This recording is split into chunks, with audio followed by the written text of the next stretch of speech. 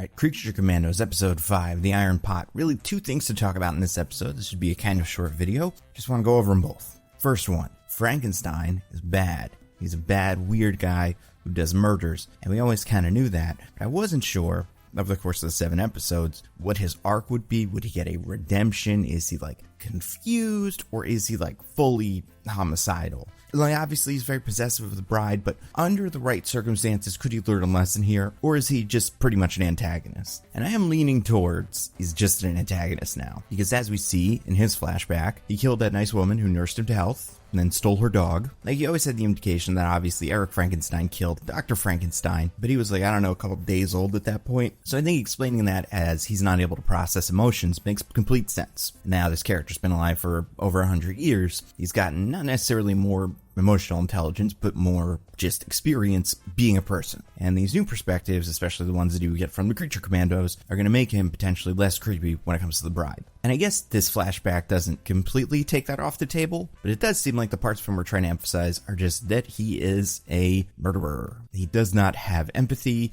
He cannot understand a world where he is not with the bride. And we see that even as, spoiler alert, Rick Flag is, dying, although we'll get to that. All he cares about is the bride. It's because part of me assumed by the end of this season, and we are getting a second season of Creature Commandos, which is interesting, and part of me assumed by the end of this season, we would have a Frankenstein that is on the team, that has learned some lesson, is still kind of a weirdo, but is getting better. And now I don't think that's the direction we're going to go in. And I think that's fine. I think that's great. I like emphasizing that part of the Frankenstein story. I think Frankenstein is a little funny in this episode. Not as much when he's in flashback, but definitely in the present day. I like that this version of Frankenstein isn't a complete moron. He's very strange, but he knows words like augury to use to describe the cat on the leash. So he's not just a fully dumb character. He does have some knowledge. He just seems to have no awareness, and, he's single-minded. We also saw him fight a character in a way that's cool. He used electricity to his advantage, which makes sense because he was brought to life by electricity, and that is one of the ways you can kill this character. Apparently, it's not the only way, but it is a way to get him. So I think it's fun that Frankenstein was able to exploit that in the fight with, so let's talk about that, Clayface. So this is really the only other thing of importance, and this gets at what's going on with the rest of the Creature Commandos in Polkokistan, but there is some sort of conspiracy. I'll admit, after last week, I took what Cersei was saying at face value about her vision. It didn't make a ton of sense to me. How was this one small princess able to take over the world and destroy all the superhumans? But when Gorilla Grodd's in play, I guess that means it's possible. And I took this McPherson character at face value. I even thought a little bit, and I didn't really think this, that might secretly be Wonder Woman or an Amazonian, but now it's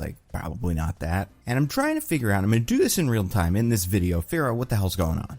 So okay, Cersei was leading an army of incels to take over Polkolistan, which is what that is actually called. I think I mispronounced it earlier in the video, but Cersei did seem to genuinely be using this army to try to kill the princess. Now the question that comes up is why? If you are working with Clayface and Gorilla Grodd, do you even bother with these guys? Why not just go straight for the princess? Part of me originally thought maybe Clayface is working with Grodd, but Cersei is not. But it seems like now with the McPherson thing, Clayface was there to reassure everyone that what Cersei was saying was true, so they could redirect the Creature Commandos to kill Princess Rostovik.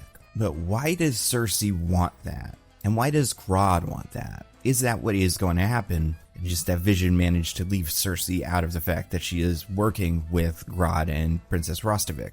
Is that version of Rostovik that we see in the flash forward, is that secretly Clayface? I mean, now it seems like Clayface is dead, but he can't be dead because A, they're making a Mike Flanagan movie about Clayface in this universe, and yes, there's other Clayfaces, but I have to assume it's going to be out this one.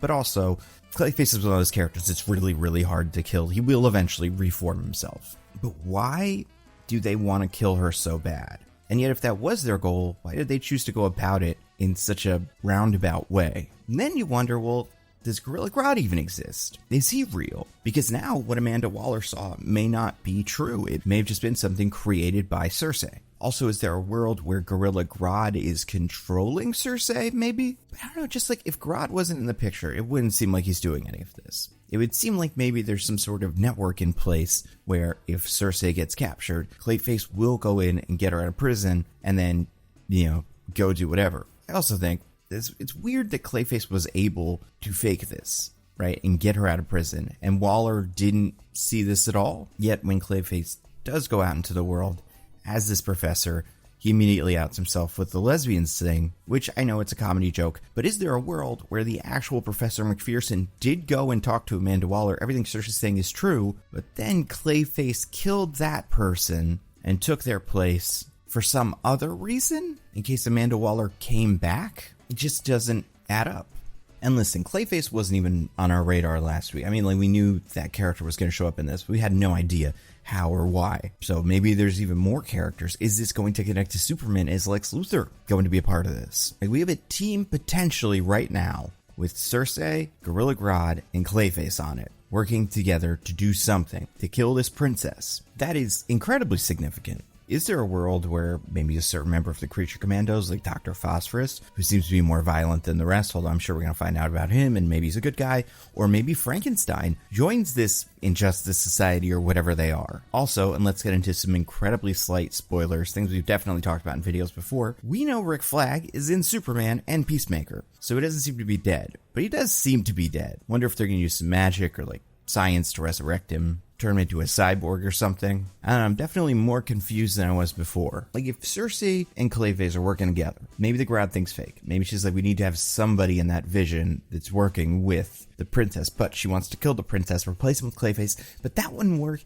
because if you publicly killed the princess and replaced him with Clayface, everybody would know. Nobody would go like, oh, never mind, I guess the princess is okay, let's listen to her and take over. We also learned this episode that Pokolistan just showed up. Like, they pretty much Wakanda'd. They were in their own little bubble, and they opened up communications, and now all this stuff is happening. Could this somehow be orchestrated by Waller? Does she have like a secret evil backup Creature Commandos of Cersei and Clayface, and maybe Grodd, who knows? And she's just trying to topple this technologically superior government? Makes about as much sense as anything else that's happened so far. And listen, I'm enjoying the show a lot. I'm not trying to poke holes in this narrative. I am just taking everything we have now, trying to figure out what this is. Bummed that we had to kill Alexei this week, who seemed to be either a good guy or just like not overtly a bad guy. I'm curious, next week is the Phosphorus episode. He's easily the closest, at least on the Creature Commandos, to like a full-on bad guy. So I'm curious how they characterize him. Seems like he's gonna have a very tragic backstory, but it does seem like he's gonna be loose cannon of a group, which is a lot when you have Weasel on that same group. And then just one more episode after that, which I'm assuming will be when we figure out what Nina Mazursky's whole deal is. And then we've got a season 2 to look forward to. So that's the recap. I don't know. I liked it. Not my favorite episode. I still think the second episode's probably my favorite. Just because that fight scene really rules. But I'm looking forward to the finale. And I think a lot of the action in this episode was fun. Especially the stuff they're doing with Phosphorus. He is just ready to burn whoever. I think that's very interesting. I also wonder if there's a way to kill that character, or if he is more or less immortal. I don't know. We'll find out. You know what you can find out about now? This video's sponsor, Nebula. You know Nebula. It is a subscription streaming service that I and a bunch of YouTubers helped to create. It focuses on giving the creators more power to make the cool stuff that you guys already like, and giving you guys a better experience for watching it. That means all my videos go up ad-free. Some of them are early. The Nando V Movies videos are early. The Nando Cut videos are like a little early, but they're not as early because they're like a thing that happened yesterday usually. We curate different video lists based on what people are talking about. So if you're watching that new Dune show, for example, and you want to watch some videos about Dune, we've got a bunch of those. We make that really easy to find. You can just watch that. We also have Nebula Originals. So these are all kinds of things. We've got like a pro shoot of a play by Abigail Thorne. Patrick Willems has made a Christmas special. His full-length feature film about an evil coconut. He's got a new short film coming out with a cast full of actors like Zach Cherry, who fans of this channel, I mean, you know him from so many things. Perhaps he has been in Severance, you love Severance, Fallout, but I mean, realistically, a good portion of you know him as the guy who tells Spider-Man to do a flip, or the guy who was taping the Shang-Chi fight. But either way, he is in this, and that is something you can only watch on Nebula. Tom Nichols just made a documentary about gerontocracy, about how boomers have changed the world and government, and is it good, or is it even really a thing? A subject that has only gotten more relevant since this documentary came out. We have so many other cool things I think you guys are going to love. You'll find out about them soon. And I always say, a year of Nebula is a steal at $5 a month or $60 a year. But if you use the code TheNandoCut at checkout, you can get a year of Nebula for $36. It's a great deal. Check it out. Go to go.nebula.tv/TheNandoCut. Use the code TheNandoCut at checkout. I guarantee you'll find something cool you're going to like.